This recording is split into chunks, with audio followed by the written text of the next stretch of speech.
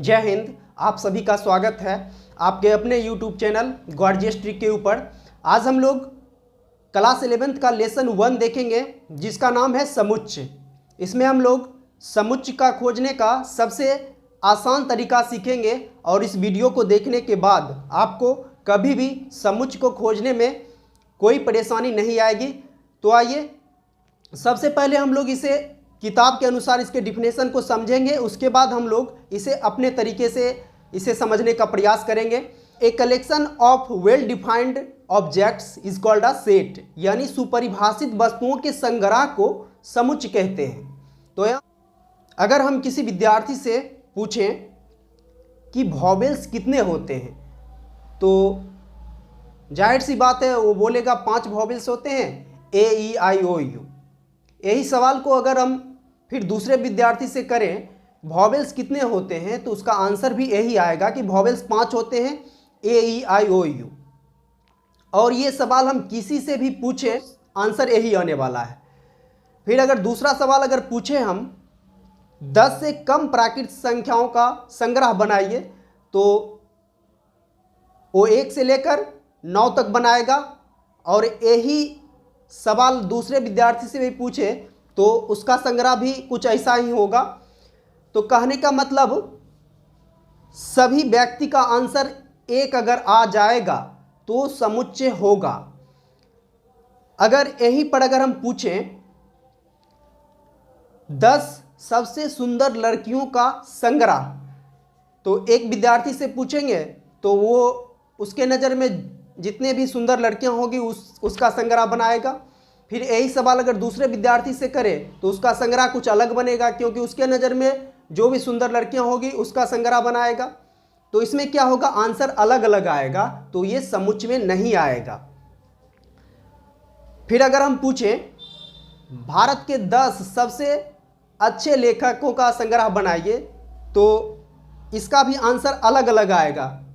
कुछ विद्यार्थी के नज़र में जो अच्छे होंगे लेखक उसका संग्रह बनाएगा, फिर दूसरा विद्यार्थी के नज़र में जो अच्छे लेखक होंगे उसका बनाएगा संग्रह। तो इसका आंसर अलग अलग आएगा, तो ये समुच्चय में नहीं आएगा।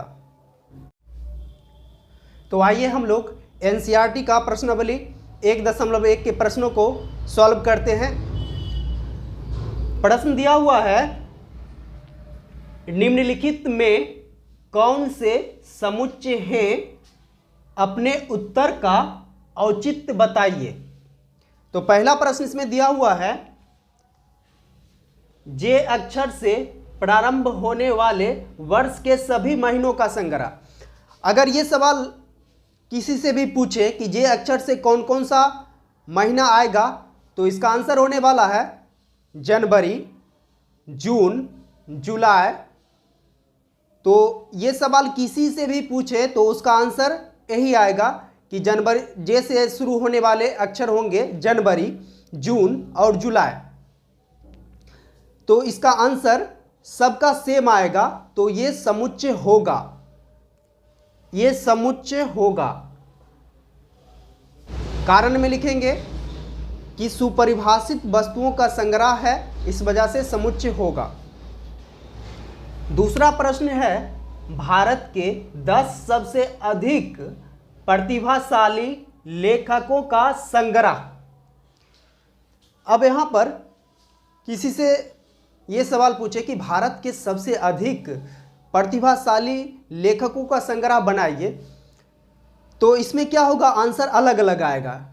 किसी व्यक्ति के नज़र में सबसे अधिक प्रतिभाशाली कोई और होगा, किसी व्यक्ति के नज़र में कोई और होगा, तो इसका आंसर सबका अलग अलग आएगा, तो ये समुच्चय नहीं होगा,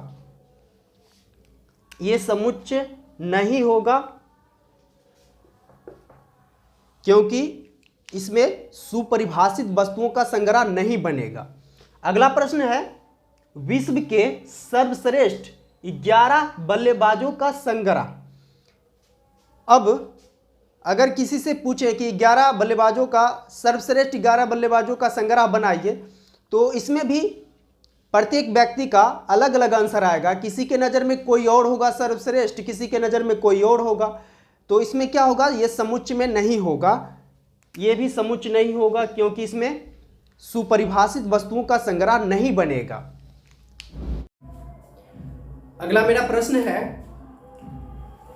आपकी कक्षा के सभी बालकों का संग्रह। अब यहां पर कह रहा है आपकी कक्षा के सभी बालकों का संग्रह, ये समुच्चय होगा क्योंकि क्लास में कितने विद्यार्थी हैं कक्षा में, ये तो लिमिटेशन है इसका कि 30 विद्यार्थी है या 50 विद्यार्थी है।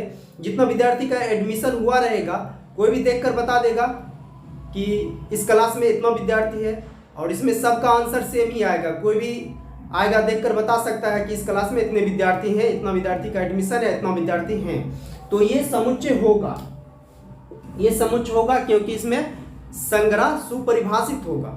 अगला प्रश्न है, अब यहां पर है 100 से कम सभी प्राकृत संख्याओं का संग्रह। तो 100 से कम प्राकृत संख्या जो होगा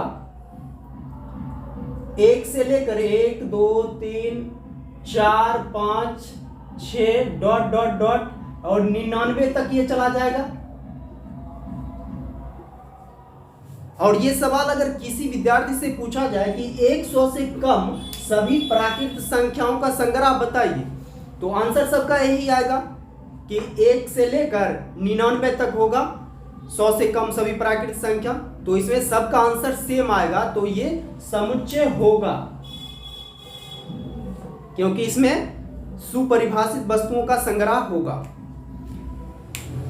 अगला मेरा प्रश्न है, लेखक प्रेमचंद द्वारा लिखित उपन्यासों का संग्रह। अब यहां पर लेखक प्रेमचंद द्वारा लिखित उपन्यासों का संग्रह, तो इसमें भी समुच्चय होगा क्योंकि प्रेमचंद ने कौन कौन से उपन्यास लिखे हैं। अगर कोई भी संग्रह बनाएगा तो जितने भी उपन्यास लिखे हैं, जैसे गोदान हो गया, कर्मभूमि हो गया, तो इसका भी लिमिटेशन है, तो ये समुच्चय होगा। सबका आंसर इसमें भी सेम आएगा, तो ये समुच्चय होगा।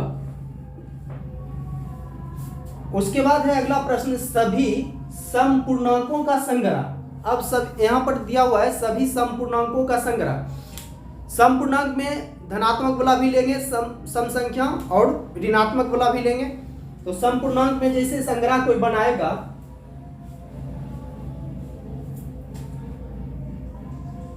जीरो बनाएगा, प्लस माइनस 2 बनाएगा, प्लस माइनस 4 बनाएगा, प्लस माइनस 6 बनाएगा, इसी प्रकार डॉट डॉट डॉट।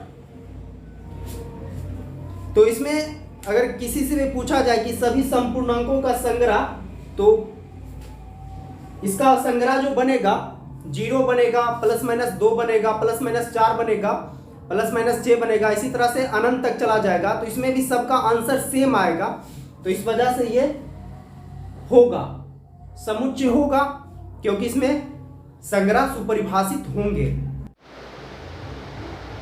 अगला प्रश्न है, इस अध्याय में आने वाले प्रश्नों का संग्रह। इसका भी एक लिमिटेशन है कि पहला लेसन में कितने प्रश्न हैं, कोई भी गिनकर बता सकता है कि इसमें इतने प्रश्न हैं, तो सबका आंसर एक ही आएगा, तो ये होगा, समुच्चय होगा क्योंकि इसमें संग्रह सुपरिभाषित होगा, ये समुच्चय है। अगला प्रश्न है, जो प्रश्न है विश्व के सबसे अधिक खतरनाक जानवरों का संग्रह। तो इसमें क्या होगा, अगर ये सवाल किसी से पूछे तो सबका अलग अलग आंसर आएगा। किसी के नज़र में कोई खतरनाक होगा जानवर, तो किसी के नज़र में कोई और खतरनाक जानवर होगा, तो ये समुच्चय में नहीं आएगा, ये समुच्चय नहीं होगा। कुछ टॉपिक है representation of a set and its element, समुच्चयों का निरूपण और इसके अवयव, यानी समुच्चयों को किस प्रकार से निरूपित किया जाएगा और उसके अवयव को किस प्रकार से निरूपित किया जाएगा। तो समुच्चयों को अंग्रेजी वर्णमाला के बड़े अक्षरों ABC dot dot PQR dot dot XYZ से निरूपित करेंगे और उसके अवयव को अंग्रेजी वर्णमाला के छोटे अक्षरों से निरूपित करेंगे। अगले वीडियो में हम लोग समुच्चय निरूपण के कितने विधियां हैं इसके बारे में पूरे डिटेल से जानेंगे। आज के लिए इतना ही, फिर हम लोग अगले वीडियो में मिलेंगे। तब तक के लिए जय हिंद, जय भारत।